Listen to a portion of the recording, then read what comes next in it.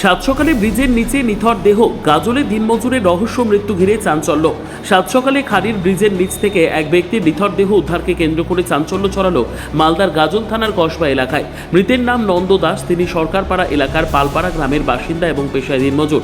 স্থানীয়দের কাছ থেকে খবর পেয়ে ঘটনাস্থলে পৌঁছে দেহ উদ্ধার করে পুলিশ। কিভাবে ব্রিজের নিচে তার মৃত্যু হলো তা নিয়ে উঠছে একাধিক প্রশ্ন। ঘটনার তদন্ত শুরু করেছে গাজল থানার পুলিশ। মৃতদেহ ময়নাতদন্তের জন্য মালদা মেডিকেল কলেজ ও হাসপাতালে পাঠানো হবে বলে জানা গিয়েছে। ময়নাতদন্তের রিপোর্ট এবং পুলিশের তদন্তের পরই মৃত্যুর আসল কারণ জানা যাবে। ঘটনাকে ঘিরে এলাকায় একদিকে যেমন চাঞ্চল্য, অন্যদিকে নেমে এসেছে শোকের ছায়া। সংবাদটি নিবেদন করছেন স্বস্তিলোক উৎসব ভবন, গঙ্গারামপুর, দক্ষিণ দিনাজপুর। মারা গেল চিনেন নাকি? হ্যাঁ, ওই দিকে বাড়ি। কি নাম? নাম জানি না, নন্দর ভাই। আচ্ছা, কিভাবে মারা গেল বলে মনে হয়? ওই যে মদ খেয়ে আসছিল বর্তলিতে, সব জায়গায় বাড়ি বাড়ি মদের ব্যবসা, বাড়ি বাড়ি। রাত্রি 9টার সময় মদ টদ খেয়ে আসছে, মনে হয় অতিরিক্ত মদ খেয়েছে, আর ব্রিজের ওখানে বসেছে, বসে গিয়ে মনে হয় উল্টে পড়ে গেছে, পড়ে গিয়ে মারা গেছে।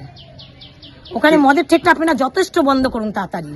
এপার ওপার চারিদিক মদ, বাচ্চা বাচ্চা ছেলেরা অব্দি মদ খাচ্ছে রবিবার, প্রত্যেক দিন রবিবার মদ খেয়ে খেয়ে বাড়ি যাচ্ছে, গিয়ে ভাঙচুর করছে, অশান্তি করছে, মাকে বাবাকে মারছে, ধরছে। আপনারা একটু ইয়ে নেন। এটা নিয়ে কোথাও জানিয়েছেন যে এখানে এরকম মদ বিক্রি হয় বা কিছু? কোথায় জানাবো, কি বলবো, এখানে সবাই জানে, যারা যে যায় আপনাদের থানায় তারা অব্দি জানে মদ। তারাও আমার মনে হয় খেতেও যায়, থানায় যায়, ভদ্রভাবে যায়, খেয়ে আসে, ওরাও খেতে যায়। আর কি বলবো, পাড়ার লোক বলতে পারবো? সবাই জানে এটা মদের ঠিক। কিন্তু এত বড় ব্যবসাটা ছিল না, এখন দিনে দিন আরো বড় হচ্ছে ব্যবসাটা। আশা করি শুভেন্দু এসছে, এখন ব্যবসাটা অন্যরকম হবে আশা করছি। হ্যাঁ, আপনার যেভাবে না, কত মা মনের, কত বউর শীতের সিঁদুর মুছে যাবে, কত মা বোনের জীবন নষ্ট হয়ে যাবে এরকম চলে গেলে। অকলে নিজেরা তো চলে যাবে, আমাদের জলে ভাসিয়ে দিয়ে রেখে যাবে।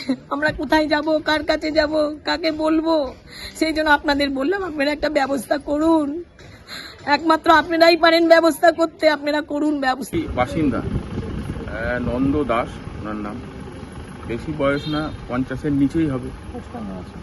তো হঠাৎ করে আজকে সকালবেলা আমরা পাড়া প্রতিবেশী খবর পাই, দেখতে পাই যে ওইখানটায় কেউ পড়ে রয়েছে। তো তৎক্ষণাৎ পাড়ার লোকজনের উদ্যোগে সবাই মিলে আমরা যখন নিচে যাই, গিয়ে দেখে যে আমাদেরই পাড়ার ছেলে নন্দ দাস।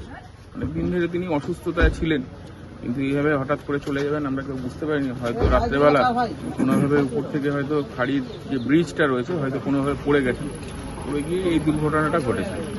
কি কাজ করতো উনি? বিদেশের শ্রমিকের কাজ করতো।